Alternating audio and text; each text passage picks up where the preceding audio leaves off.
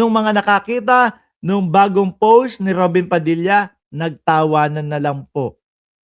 Nagtawanan na, magaling, 'no? Ibang klase ho, yung pagiging uto-uto, mga kababayan. Idol ko yan si Robin Padilla sa pag-arte, sa pagiging, ta-artist. Pero sa pagka-senador, sorry, hindi ho, 'no?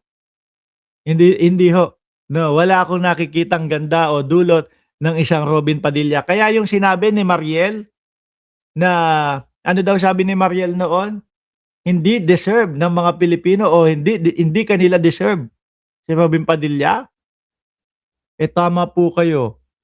Sana po ay wag nang magbago ang inyong isip, 'no, na hindi na tatakbo sa susunod na eleksyon. Sayang lang po ang pera ng bayan. Hmm, parang Bato de la Rosa. Ngayon, walang napapala ang mamamayang Pilipino. Sayang ang pera ng bayan, 'di ba?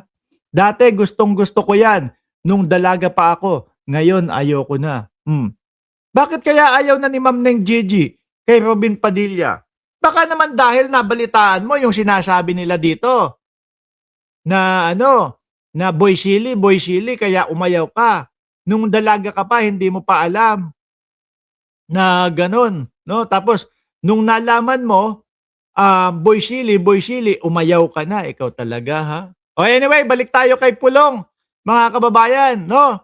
So yung ulitin ko ho, yung iniebas nung mga DDS na may warrant of arrest daw po doon sa labas ng bahay ni Pulongski, ang sabi po ng pulis Davao, wala daw pong ganong katotohanan na may magse-serve ng warrant of arrest sa labas ng bahay ni Boss Pulong. O ngayon ho, mga bossing, dumito ho tayo, no? Alam naman po natin matagal na ang mga Duterte masama ang loob dito kay Pangulong Bongbong Marcos, 'no? Alam naman ho natin mga kababayan na matagal nang gusto pong agawin ng mga Duterte yung pagiging presidente ni Pangulong Bongbong Marcos. Kaya po lahat ay gagawin. Ngayon, eto, may hamon si Boss Pulong. Kanino po? Sa ating presidente. May batiko si Boss Pulong sa ating presidente. Ano daw po ito? Sabi dito, Bombo Radyo Pilipinas, no? Binatikos ni Paulo o ni Congressman Paulo Duterte ang liderato ni Pangulong Ferdinand Marcos Jr. Ayun daw po. Bakit daw? Iginiit ni Duterte na ang tanging legasiya na iiwan o nakikita niya sa pamumuno ni Marcos Jr. na ating Pangulo ay ang umano'y pamana ng korupsyon na sinasabing nalampasan pa ni Pangulong Marcos Jr. ang kanyang ama. Ibang klase, ano? Ayos din talaga to. Pero hindi ho makasagot doon sa mga 51 billion. Hindi makasagot doon sa mga confidential funds. Tapos ibibintang na yun daw po ay ang iiwanang legasiya daw po ng ating Presidente Marcos puro corruption daw po. Sila itong hindi mga makasagot. Sila itong puro teknikalidad ang ginagawa para maiwasan yung impeachment ng Vice Presidente. Sa tingin niyo po ba may mga maniniwala pa sa mga taong ito? No? Lalo na ho, ngayon, panahon ng internet, panahon ng social media, bawat Pilipino o bawat tao sa mundo may hawak ng cellphone. Oh, yung anak ko nga 4 na taong gulang, ah, may sarili cellphone, Ibig ko sabihin do'n mga kababayan, yung mga bawat fake news, bawat, panlilin lang na mga sasabihin, madali pong mabuko. Dahil buksan mo lang yung cellphone mo, 'no, scroll ka lang, scroll ka lang sa Facebook, YouTube or kung saan man, sa TikTok. Makikita mo yung mga proyekto ni Pangulong Bongbong Marcos, 'di ba, Sir Sunny Reyes? Hmm. Kaya mahirap itong laban ng mga DDS, yung puro po fake news, puro walang katotohanan yung mga ipapakalat tapos sasabihin mo magnanakaw si Pangulong Bongbong Marcos. 'Pag hinanapan ka na ng ebidensya, wala ka na ipapakita, tatameme ka na o kaya pepersonalin mo yung kausap mo, sasabihin mo, "Bangag ka din ano." 'Di ba? O tuloy ko, sino maniniwala dito?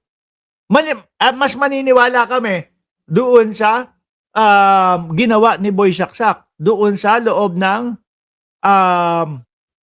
sa loob ng ng tawag doon?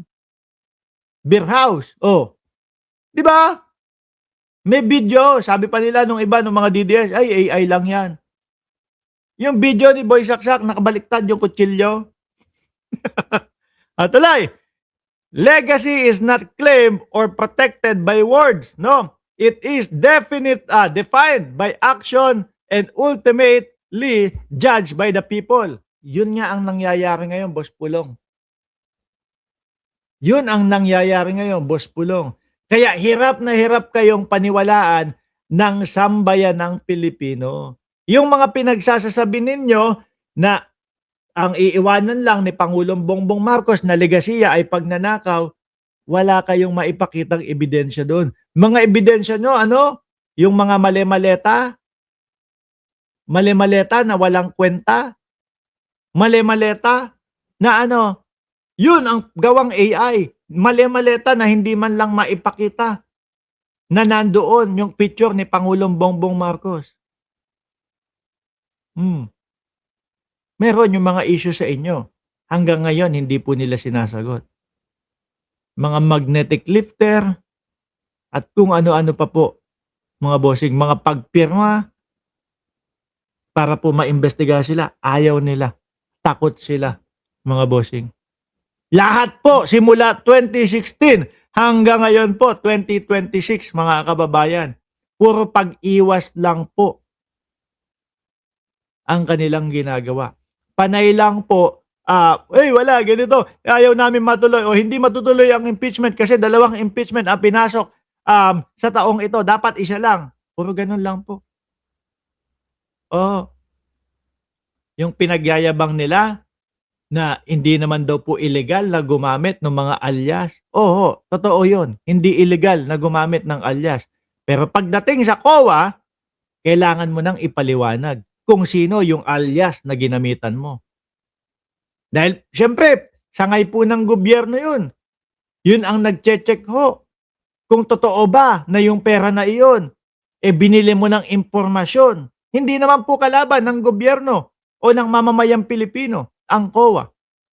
Para sabihin nila, malalagay sa alanganin kung sino man si Mary Grace Piatos na sinasabi. Hindi po totoo yun. Talaga pong kapag gumamit ka ng alias, kailangan mo ipakita, ipaalam, no? Ipaliwanag kung sino yung alias na iyon. Nasasaktan na po kasi itong mga ito. Bakit po? Siguro yung mga dati nilang mga ginagawa o yung mga dati nilang mga aktibidades, hindi na po nila nagagawa.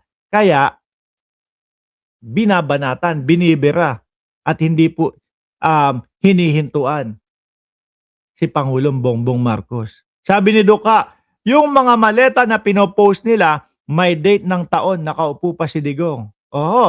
Pakita ko sa inyo yun, ha? Isama ko lang ho. No?